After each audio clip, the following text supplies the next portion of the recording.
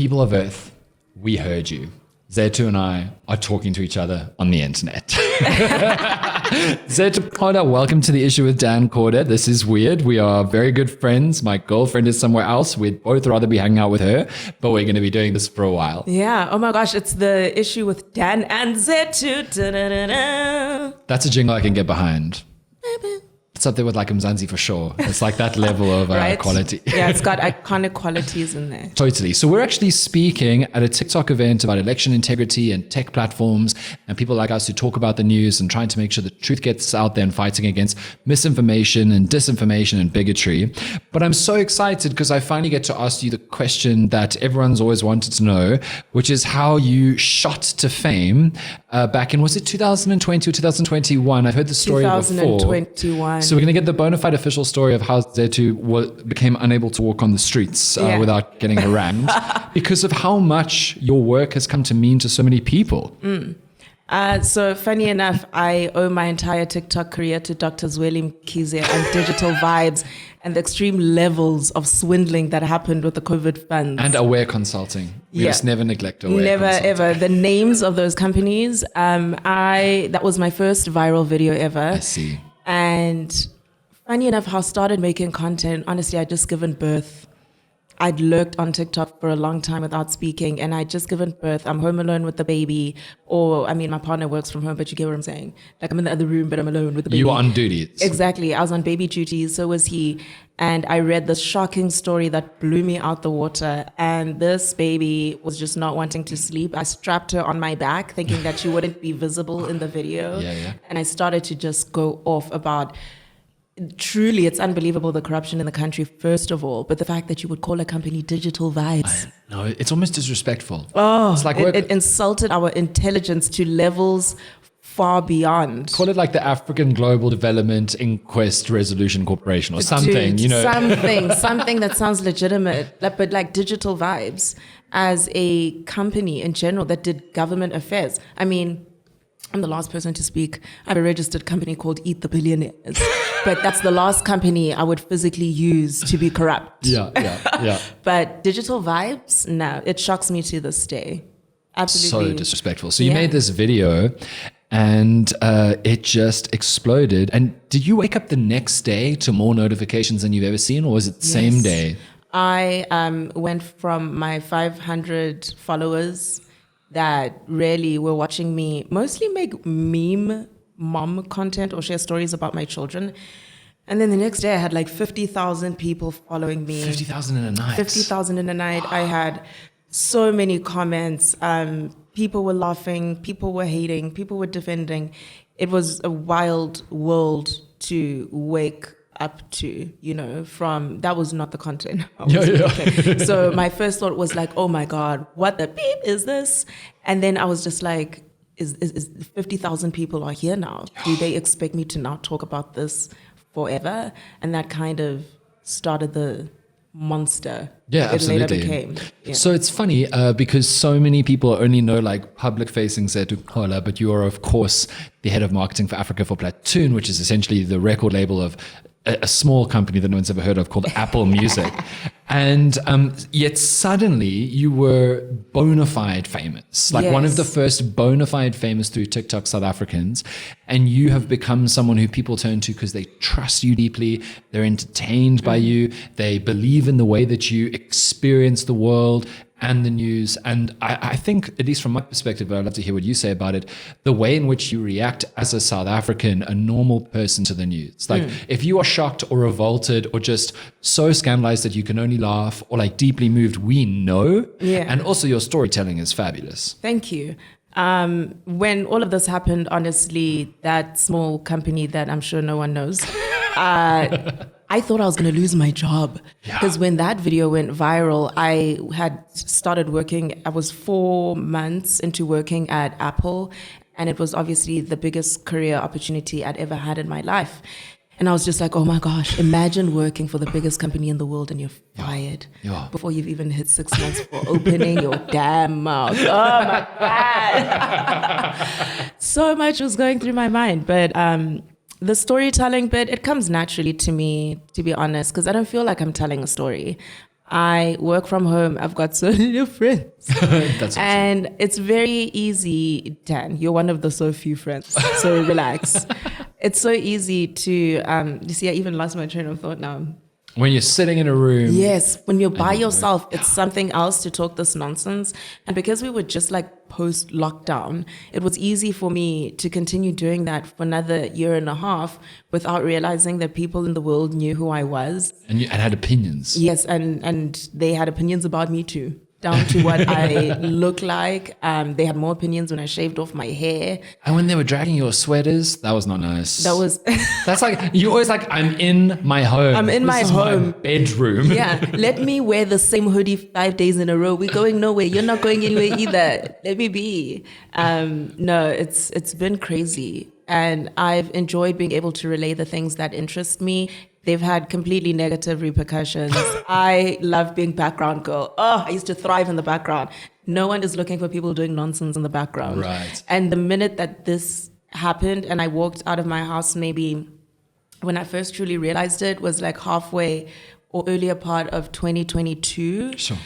And I was doing, and it's nothing shady, but you know, when you're just out with your friends, being and then quiet. someone said, "Oh my gosh, I've been looking at you the whole time you've been at this restaurant." It sent shockwaves through my body because I'd been at this restaurant for 2 hours. What do you mean you've been looking at me for 2 hours? So it really pushed me out of my comfort zone. I'm more of an introvert. You would think someone's an extrovert. By the way, I'm going to break the fourth wall. I'm not an extrovert. It's only because I'm talking to my friend. And I've been forced to have almost this fake confidence that in the real world I don't have in terms of like being approachable. Like I have confidence within myself. Like, ooh, I look good right now. I look so good right now. But not in a way where I want people looking at me and acknowledging that I look good, if that makes sense. Which is why you and I always talk about being creators without looking for influencer type celebrity for its own sake. We're the last influencers, Dan. Yeah, because we were laughing about it so out bad at there this because event. some press guy is trying to take photos of us, bless his soul. And we're just and standing we're with our having coffee coffee and cups. we're eating. No And smile. no smile, nothing. We go in front of like this banner where he wanted us, and there we are with our coffee. Hello. But it's cool to not want to be an influencer, to be honest. Like, I'm so proud of my career and the years that I've put into it. Yeah. I appreciate all of my followers and the support that I have with them. But at the same time, I'm not trying to be your go-to fashion person. I'm not trying to be your go-to news source. Yeah. Matter of fact, right now, if you go on my TikTok, I'm busy like talking about what I'm wearing right now. And I think that's what helps people trust in what you say a little bit more, because you're not always selling them something or It's the selling them something at sincerity all. and, Exactly. the And realism. then the realism. realism. And also aligning yourself with brand partners that understand that realism. Like there's a for chicken company that I'm not going to mention that I worked with. They came up with the most brilliant campaigns, because if I mention them, they must pay the issue. We did an amazing collaboration where, and it's not that brand deals don't come my way. That was one of the first I ever took, because they understood how I make my content. It has to make sense. And all I had to do was make the exact same content sure. while I ate the chicken company's chicken. 100%. Yeah. I will always eat the chicken company's chicken. Oh, it's so good. Because I love chicken. Yeah. And, chicken also, company, you know who you are. Lemon and herb is the right choice. Don't come for me. Now you know which chicken company we're talking about. So Zethu, we're talking about specifically, so TikTok has been life-changing to both of us. So maybe not whole of life-changing, but it's made a whole part of our lives that we didn't have before. And I think we have witnessed community building, and we both talk about the news and we talk about the real world. And so I think we both come with a degree of like treating ourselves like journalists, even though we're not, from like we need to be sure that we're right about this. And I think going into this election cycle, I think many political parties and agents of weird agendas have picked up on just how undeniable and popular TikTok is. How do you see South African TikTok right now? Is it a fun place? Are the users fun? Are the creators trustworthy? How do you feel about South African TikTok as an idea? Not the company itself, but the community going into this election, when honestly an untruth could sway a voter. To be honest, it also depends on your FYP. I'm also like chronically addicted to TikTok, like a lot of people. I can split that into like 3 points. One, you can be the source of disinformation or misinformation. One mistake I could have made will be the catalyst of many videos being made about that one thing that I said incorrectly, and people just run with it and they make their own videos because it's topical and they want to go viral. I never do anything to go viral. Although I must just say, so specifically for Zethu, I'm now also breaking the fourth wall. Zethu tried to get people to sign up to get or to register to vote, and got something like 27,000 people to do so. 28,500. Don't disrespect those 1.5. Sorry, you shouldn't have replied so late to this survey. But it's like, if you have such sway or power in people's lives that you can convince them to register to vote, and that's a small percentage of everybody, it must feel like a real weight of responsibility. No, it gave me great relief, to be honest. If you look at how my content has progressed, and I mean, fundamentally, it's complaining. It's like professional complaining to 270,000 people, but always has been complaining with the goal of making you think, like, are you okay with this? Like, are you seeing what I'm seeing? But also at the same time, I knew elections were going to come in 3 years' time.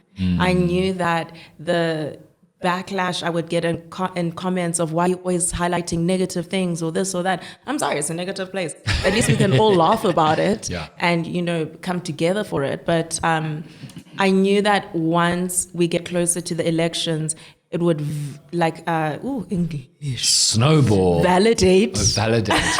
You did this and I was like, Snowball? This was me trying to reboot the brain. Like, I see. It's like in the PSL when you want someone to be substituted off the field. Exactly. Like, come on. So I could now like substantiate the content I was making by starting to end off every video like a year in advance with click the link in my bio to register to vote. For sure. So that became a call to action versus complaining with no solution. I was like, first of all, I'm a regular citizen. You know, I'm not a political analyst. I don't even know where you could report a crime in your municipality, like outside of the police, you know, like where do you go to report your mayor? Yeah. I couldn't tell you because chances are the mayor's being paid by someone else, so that being reported by the mayor starts and ends with you. But it felt as though the only solution to the overview of the things that I complain about is to actually register to vote to hopefully change that in the future. I see. Sorry, because now it's my fault that we segued. Although the way that we as friends talk is all segues, but you were saying that there were 3 things that you were thinking about. So the first one is not spreading misinformation yourself. Yeah. So there's that, which you could or could not be aware of. But for me personally, I'm not aware of that sometimes. An example I'll use of that is when I heard about the Tembisa 10. I was in absolute shock. I was in disbelief. I was just like, what do you mean? Now, I believe IOL because they had been a trusted news source for some time. Sure. They're the only ones that broke that story. No one could corroborate that story. And even if you don't believe in the media, you got to give them the benefit of the doubt. Totally. I made a video about that after seeing that article, and it went so viral that without even being aware of it, I spread a big ass lie to millions of people. I was just like, there were 10 babies. Some of them were trafficked. Human trafficking is real. There was a Nigerian doctor, but we can't find him. Bruh. And then when things like that happen, and it turns the picture with the pillows and the dress. Honestly, I look back now and I was just like, you gullible. Like you couldn't look at this photo and think this isn't real. But that is about media trust. You're right. It is.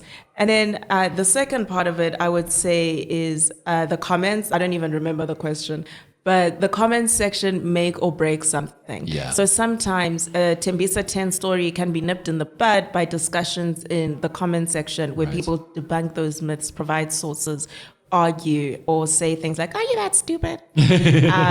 And then the third part of it is being used out of context. Sure. Where it's, I've told you in the past on a personal capacity before, but I've never said it on the issue with I was about to mention it, and I thought, does Zethu want the country to know this? So in the beginning, after the digital vibes thing went super viral, I ended up on every news outlet that you can imagine. Like my parents didn't even know I had TikTok until I was on the news, like on TV, live, prime time, 7 p.m. while they're eating their dinner. And then after that, it's almost like so many eyes started coming on me more and more and more. And this is before like your News 24s and Daily Mavericks created their own pages, which I'm so grateful for. Yeah. And also you also coming on board to like be this source of credible information. So much of my content was being used all over the news that I started to deliberately swear a lot in my content in order for if I'm saying the F word 3 times in one sentence, that's not going to end up on the news because you can't, or on a political party's website, because when someone starts running their mouth with vulgar language, it also displays like lower signs of intelligence. I think the opposite. It's a public perception. It's a public perception that, oh my gosh, if she can't articulate herself in a way where she doesn't need to swear, like maybe she shouldn't be speaking. And then there's also no one wants to put a video up that they're beeping so much that it's inaudible. So I found a way to crop myself out of the media and almost protect myself, because I get anxious every time a video gets more than 6,000 views. And I stress and I freak out. And the thought of it having gone to so far, I was like, I need to stop this. On social media platforms or creative platforms like TikTok that we need to be aware of as a community of people that creates a culture, because cultures of best practice and good or bad behavior happen in comment sections all the time. I think it's the fabrication of political party manifestos and people not really understanding what each political party stands for. Everyone's a villain, but there's got to be a villain that wins in the end. So sometimes I don't enjoy to see something, let's say, about, as much as I may not be the biggest fans of those politicians or leading those parties, I see something that is like misinformation about them, but I can't correct it. Because if I correct a video that's spreading, or misinformation about a politician, my followers will immediately be, we knew it, EFF supporter, I could see the Action SA in you. Oh, I see. So, so there's that. And then I think more than that, which is shamefully sparked by the DA asking America to stick their hands where they don't belong. I think people are going to start to question the credibility of the IEC, which I think is going to be the worst if that happens. Because as it was mentioned in the talk that we all had, the panel discussion we had earlier, it is so easy to go from people saying mistruths about the IEC to people not believing in the voting system at all. And it's not to say that corruption on a small scale doesn't exist. Like, corruption is on the fiber of every human being. You've heard cases about how in rural areas or in certain parts of the country, you get taunted if people find out that you didn't vote this or you didn't vote that, but you only know that as rumors and not to be true. So you have information like that, which also perpetuates conversations around like, there's, I didn't even know the professional term, people are sneaking ballots in there. People are voting in the background and switching the bags before they travel in the truck. And I think that's the most dangerous kind. And and it's something that, people are actively trying to do. It's actually so affordable to pay a Twitter army to spread misinformation. I actually learned the other day that for 3,500 Rand, I can get people to tweet about something for 1 hour viciously until I'm on the timeline. Really? Yeah. Hectic. That's highly manipulable. And you would hope that, different platforms have different track records. So, I remember around the Super Bowl, there was a measure for all of the advertisers who spent with different social media platforms on the Super Bowl. There was then a measure of how much of the interactivity they got was bots, i.e. nonsense on the platform, making it look like the ad was good versus not. TikTok was like under 3% of the interactions was bots, which is great. Twitter, 96% of the interactions was bots. Yeah, because it's a faceless, nameless account. Site, and you can just kind of infer whatever you like. Zethu Gqola, thank you so much. I have one more question for you. When people say to you, oh my God, you have to post because you are my news service, and if you don't talk about it, I don't know about it. How do you feel and what do you say? I'm disappointed in the human race. There's a part of me that truly does feel flattered, but I'm just like, I could die today. Yeah. Right. And you mean to tell me you're gonna go back to not reading the news at all? Or just feel like not reading the news or being busy. Exactly. Yeah. And it goes back to the whole misinformation thing, Sometimes, because all of my content is opinion based, you might mishear something that I didn't say dishonestly. And I think it's always important. I always encourage people, like, go read up on this, go look up on it. I try to put credible sources behind me, hoping that if someone sees that the article is from like Daily Maverick or the Sunday Times, they'll be compelled to then go to that website and read more. It's flattering, but for the love of God, go read the news. Read guys. a book, read something. And my final question for you, Zethu Gqola, is... Can I put on the beanies? Yes, please do. Actually, that wasn't the question, but this will be... This is going to go viral. My final... They look Am I great. rocking them? They look way better than when I wear them. No, I think they're very good. My final question for you is, who are you voting for? No, I'm joking. I wanted a really viral headline. Can I just say though, as much as I would never answer that question, Yeah. If people knew who I was voting for, oh my gosh, people would throw up shit in their pants. There would be riots in the streets.